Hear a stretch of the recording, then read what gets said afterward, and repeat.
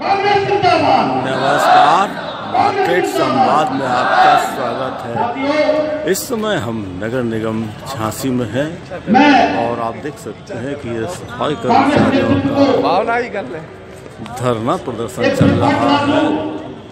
इस धरने प्रदर्शन में पूर्व केंद्रीय मंत्री प्रदीप जैन आदि समर्थन देने आए हैं। तो क्या होगा देश के अंदर? आइए देखते हैं। ये कोरोना का बहुत ज्यादा हो रहा है और हम इसे देख चुके हैं। ये तो भगोले हैं, पता नहीं कभी लुंगी लंगोटी लपेट के कौन से जंगल में पहुंच जाए, कहाँ निकल जाए, क्या ठिकाना, कहाँ छोड़ोगे? तो जैन साहब के सम्मान में तलवारों की धारों से इतिहास बाद में कभी उन्होंने मुझे नहीं देखा। ये हम हमेशा से इस चीज को मानते हैं कि जो सफाई कर्मचारी हैं उनका महत्व उतना ही है जितना सेना पे लड़ने वाले जवान का है और खेत में काम करने वाले किसान का है।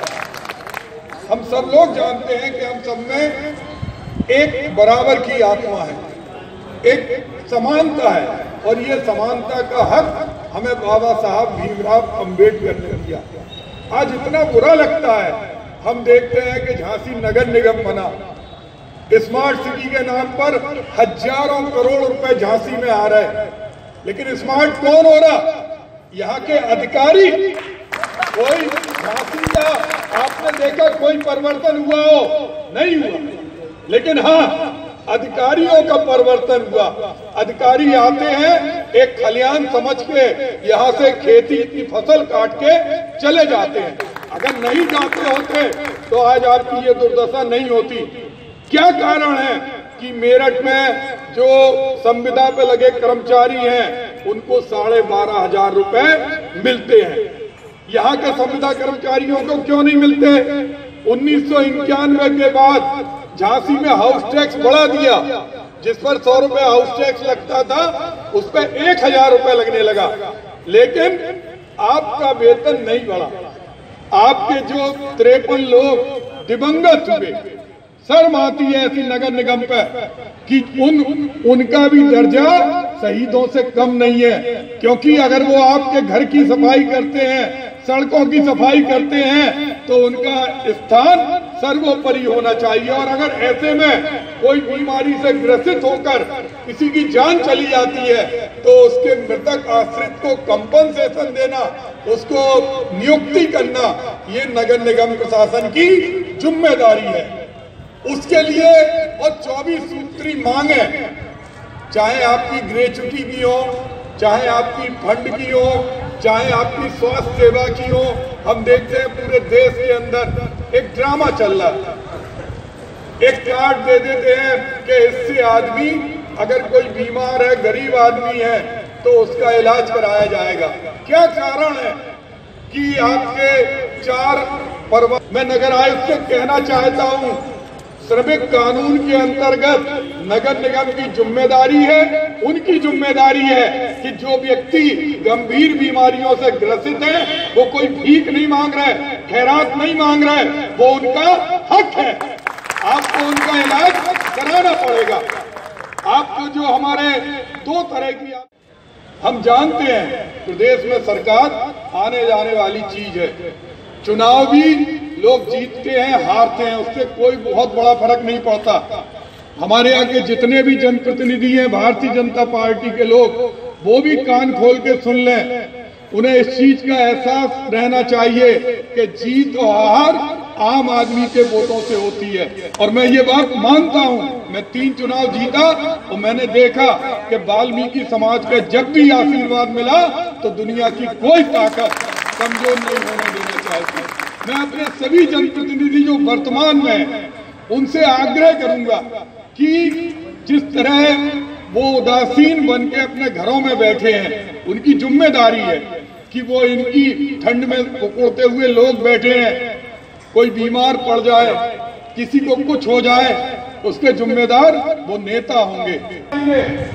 आप प्रशासन के किसी अधिकारी के पास नहीं जाएंगे, उन अधिकारियों की जिम्मेदारी है कि वो आपके बीच में इस पंचायत में चौपाल में आकर घोषणा करें। ये आपकी जरूरत है। इतनी ठंड में भी अगर कोई राजनीतिक दल कोई धरना प्रदर्शन करे तो इतनी संख्या नहीं जुटा सकते। आज आप लोग जितनी भारी संख्या में यहाँ बैठे हैं, नगर निगम प्रशासन के लोगों को जागना चाहिए। और इसमें कोई ऐसी मांग नहीं है आपकी, अगर झांसी स्मार्ट बनेगा तो इसमें स्मार्ट बनने में सबसे बड़ी भूमिका सफाई कर्मचारियों की है। और अगर आप उन्हें नहीं देंगे, हम देखते हैं किस तरह हमारे सफाई कर्मचारी, कोई उनके अंदर अलग से आत्मा नहीं है, कोई अधिकारी नाली के अंदर हाथ डाल के गिला उठा के दिखा दे, मैं मान जाऊंगा, भले ही स्वच्छता का ड्रामा पूरे देश में चल रहा है, लेकिन अगर उन्होंने, उनके अंदर कोई असलियत है, उनके अंदर अगर कोई भावना है, स्वच्छता को भगवान का रूप बताने वाले स्वच्छता अभियान के नाम पर लाखों करोड़ रुपए खर्च करने वाले हमारे देश की और प्रदेश की सरकारें, अगर उनमें जरा भी गैरत है, तो मैं कहना चाहता हूं कि ठंडों में बिना स्वेटर के हाथ डालकर नाली साफ करके झाड़ू 5-6 बजे जब आपके बच्चे घर में रजाई ओढ़ के सोते हैं, 2-2 कंबल डालते हैं, रूम हीटर चलाते हैं, ऐसे में सड़क साफ करने वाले लोग क्या इंसान नहीं है? अरे वो अगर वो काम कर रहे तो वो आपकी जिम्मेदारी है कि उनके साथ कोई असमानता और अन्याय नहीं होना चाहिए। तो हम लोग जानते हैं अगर जो भी अन्याय और असमानता करने वाले लोग हैं, उन लोगों का क्या हक होता है। आज जिस उन्हें संवेदनशील होना चाहिए, उन्हें संवेदनहीनता नहीं दिखाना चाहिए। आप लाल बत्ती में आए, बैठ के चले जाएं, ये आपकी जिम्मेदारी नहीं है। आप इनके बीच में आइए, आप जनता के प्रतिनिधि हैं। आज आपसे आग्रह है, ये सरकार संवेदनहीन सरकार है। 21 दिन से देश के अन्नदाता सीमा पर बैठे हुए हैं, वो हम देश की सीमा ही कहेंगे। दिल्ली हमारी देश की राजनीतिक सीमा है, दिल है, उस पर बैठे हैं। प्रधानमंत्री जी गुजरात जाते हैं, अपने भाषण देते हैं, 10-5 किसानों को बीच में बुला के, अरे आप नोटबंदी करते हैं, जनता से नहीं पूछते, आप जीएसटी बनाते हैं, आप व्यापारियों से नहीं पूछते हैं, आप शिक्षा की पॉलिसी बनाते हैं, आप विद्यार्थी से नहीं पूछते, आप किसान बिल बनाते हैं, आप किसानों से नहीं पूछते हैं। शर्म आती है ऐसी सोच पर। आप सफाई कर्मचारियों के लिए कानून बनाते हैं, नियम बनाते हैं, अधिनियम बनाते हैं, लेकिन आप सफाई कर्मचारियों को, नेताओं को नहीं बुलाते।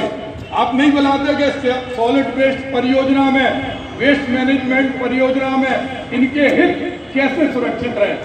कितना घोटाला हुआ यहाँ सॉलिड वेस्ट के नाम पर, मशीनों के नाम पर, लोगों के नाम पर, और आप लोगों को छला गया।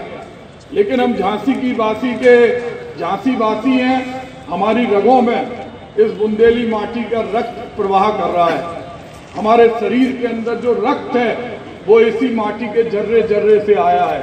और अन्याय के खिलाफ हमें चुप नहीं बैठना चाहिए। स्कूल में भेज दिया जाए, आपने सामान्य सी बात कही, आपने वो सारी बातें कही है और इसका जवाब यहाँ के प्रशासन को देना पड़ेगा। आप पूरे आंदोलन को अपने बहुत व्यवस्थित ढंग से चला रहे हैं। आप कल आयुक्त को ज्ञापन देंगे, मुख्यमंत्री को भी निश्चित रूप से ये एहसास होना चाहिए कि केवल धर्म के नाम पर, लोगों को बांटने के नाम पर, लोगों को लड़ाने के नाम पर, सत्ता की गद्दी पर बहुत ज्यादा दिन तक कोई सरकार बैठ नहीं सकती। ये चलते फिरते देवता है जो दिन भर काम करते हैं।